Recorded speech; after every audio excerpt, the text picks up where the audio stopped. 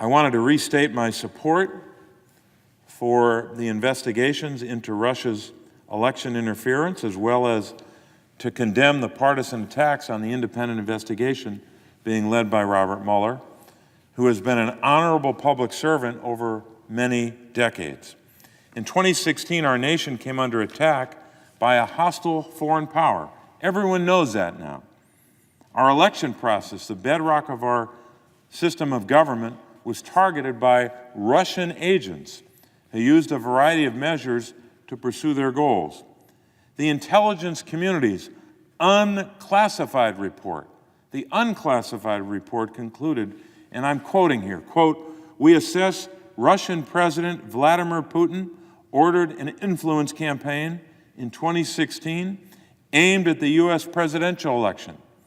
Russia's goals were to undermine public faith in the U.S. democratic process, denigrate Secretary Clinton, and harm her electability and potential presidency. We further assess Putin and the Russian government developed a clear preference for President-elect Trump." Unquote. That's from the unclassified report of our intelligence community. So these brazen and illegal actions have already resulted in the indictments of 13 Russian individuals and 3 Russian companies as part of Special Counsel Mueller's investigation. Russia may not have used traditional military force against us, but actions they took present just as serious a threat to our national security. Make no mistake, when a foreign adversary targets an American election, they have targeted America itself. Yet the president, whose own campaign is being examined as part of the Russian investigation, has refused to enforce sanctions against Russia. He's refused to fight back against Putin and his regime, despite clear evidence that they attacked us. The president's failure to take action against Russia underscores the urgent need for Special Counsel Mueller's independent investigation to continue unfettered. In this investigation, Mr. Mueller has already amassed enough evidence to have a grand jury indict Russian operatives and high-ranking members of the Trump campaign, including former campaign manager Paul Manafort, deputy campaign manager Rick Gates. Other Trump advisors like Mr. Papadopoulos and Michael Flynn have pleaded guilty to federal crimes. Unfortunately, as this evidence has come forward, unwarranted, dangerous, and partisan attacks on Mr. Mueller's investigation and on Mr. Mueller himself have accelerated. Yet a brief glance at Mr. Mueller's lifetime of service reflects his commitment to serving the American people with honor, integrity, and courage that I think is unmatched by anyone I know in Washington. Here's a couple of examples. As a young man, Mr. Mueller served with distinction in the Vietnam War, was awarded a Bronze Star, 2 Navy Commendation Medals, the Purple Heart, and the Vietnamese Cross of Gallantry for his leadership and exemplary service. Mr. Mueller received the Bronze Star for, quote, historic achievement, I should say heroic achievement, unquote, after leading his fellow Marines through an 8-hour battle where under enemy fire, quote, Second Lieutenant Mueller fearlessly moved from one position to another, directing the accurate counterfire of his men, shouting words of encouragement to them. He then skillfully supervised the evacuation of casualties from the hazardous fire area, unquote. And after that battle, he was promoted to first lieutenant. Just 4 months later, he sustained a bullet wound when he responded to an ambush by enemy forces on Marines in his command. For his heroic response, Mr. Mueller received the Navy Commendation Medal with a citation praising him for rushing to save his fellow Marines while, quote, completely disregarding his own safety, unquote.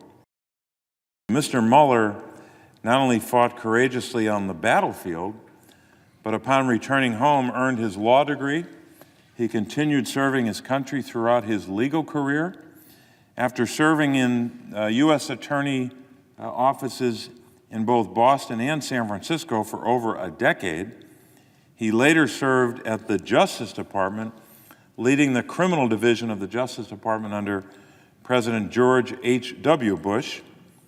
There he oversaw cases ranging from the prosecution of Panamanian dictator Manuel Noriega to the Lockerbie bombing. In 1995, Mr. Mueller left a high-paying position in the private sector to join the D.C. U.S. Attorney's Office, and in this case, the Homicide Division, working to hold violent offenders accountable for their crimes. 3 years later, he became a U.S. Attorney himself, serving again in San Francisco and earning a reputation as a dogged and fair prosecutor committed to enforcing the rule of law. In 2001, Mr. Mueller was nominated by a second Republican president, President George W. Bush, as the director of the FBI. He was then confirmed unanimously by this body. His tenure at the FBI included leading the response to the September 11th attacks, spearheading the Bureau's efforts to combat cybercrime, which has been widely praised.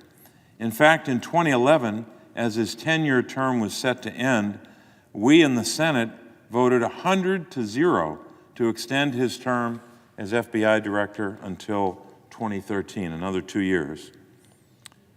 Through our political system, or I should say, though our political system has become more polarized, each time Mr. Mueller has been named or nominated for a new position, he has received unqualified praise from people across the political spectrum, and rightly so.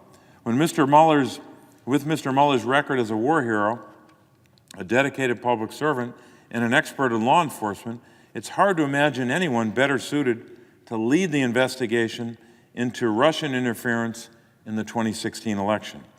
There is no one in Washington, D.C., or frankly in all of America, better prepared to do this job.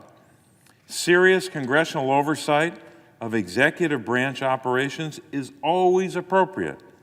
However, the reckless, partisan attacks on Mr. Mueller's investigation and on Mr. Mueller himself are not the same as congressional oversight. Such attacks have made us less safe as a nation, less safe. The political smears like those we have seen undermine our rule of law and strike at the heart of our democracy. They're a disservice to the brave men and women in law enforcement who put their lives on the line to keep all of us safe.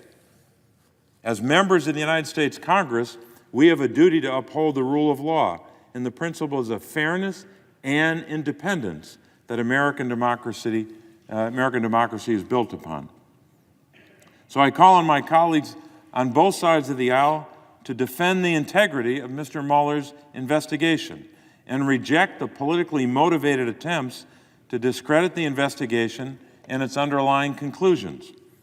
I call on the House and Senate majority to give us a vote on legislation to protect Special Counsel Mueller's independence and ensure that he can continue his investigation free from interference. To ensure the integrity of our election and our democracy, we must make sure we never allow a hostile foreign power to interfere in our electoral process again.